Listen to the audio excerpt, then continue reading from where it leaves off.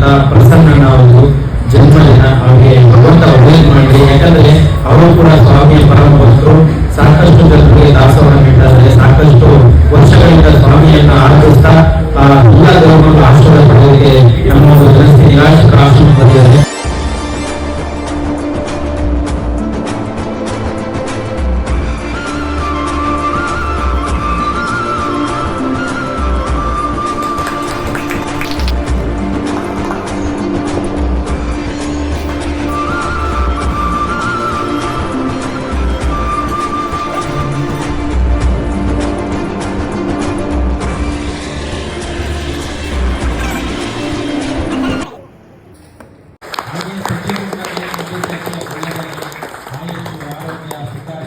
ಎಲ್ಲವನ್ನ ಭಗವಂತ ಕರುಣಿಸಲಿ. ಶನೇಶ್ವರ ಸ್ವಾಮಿ ಅವರನ್ನ 100 ವರ್ಷ ಚೆನ್ನಾಗಿಟ್ಟಿರ್ಲಿ. ಯಾಕಂದ್ರೆ ಸ್ವಾಮಿ ಆರಾಧಕರಾಗಿರೋದ್ರಿಂದ ಅವರಿಗೆ ಭಗವಂತ ಒಳ್ಳೇದು ಮಾಡಲಿ ಅಂತ ಮನಸ್ಫೂರ್ತಿಯಾಗಿ ಬೇಡ್ಕೊಳ್ತೀವಿ. ಹುಟ್ಟುಹಬ್ಬದ ಶುಭಾಶಯಗಳು ಪ್ರಸನ್ನ, ಒಳ್ಳೆದಾಗಿ.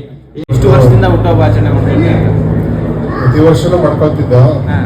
ಅಂದ್ರೆ ನೀವು ಇಲ್ಲಿ ನಾನು ಆಶ್ರಮ ಐತಿ ಅಂತ ಗೊತ್ತಾದ್ಮೇಲೆ ಇಲ್ಲಿಗೆ ಬಂದು ಮಾಡ್ಕೊಳ್ಬೇಕು ಅಂತ ತುಂಬಾ ಆಸೆ, ಖುಷಿ. ಜೊತೆಗೆ ಒಂದು ಪುಣ್ಯಕ್ಷೇತ್ರ, ದೇವರ ಮಕ್ಕಳಿಗೆ ದೇವರಾಗಿ ನಿಂತಿರ್ತಕ್ಕಂಥ ನಮ್ಮ ಯೋಗಣವರ ಜೊತೆ ಹೋದ ವರ್ಷನೂ ಕೂಡ ಹೇಳಿದ್ದೆ, ನಿಮ್ ಜೊತೆ ಯಾವಾಗ್ಲೂ ಇರ್ತೀವಿ ಕೇಳೋಣ ಅಂತ. ಈ ವರ್ಷನೂ ಕೂಡ ಹೇಳ್ತಾ ಇದೀನಿ, ಜೊತೆ ಯಾವಾಗ್ಲೂ ಇರ್ತೀವಣ. ಆ ಭಗವಂತ ಎಲ್ಲಾರನ್ನೂ ಕಾಪಾಡ್ಲಿ.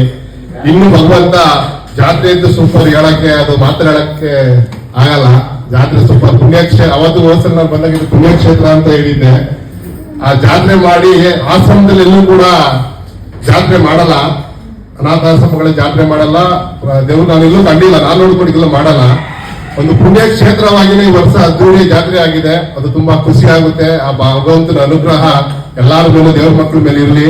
ಅಣ್ಣ ಇನ್ನೂ ಸಾವಿರಾರು ಜನ ಸಾಕು ಮಟ್ಟಿಗೆ ಈ ನಾಡಿನಲ್ಲಿ ಬೆಳೀಲಿ.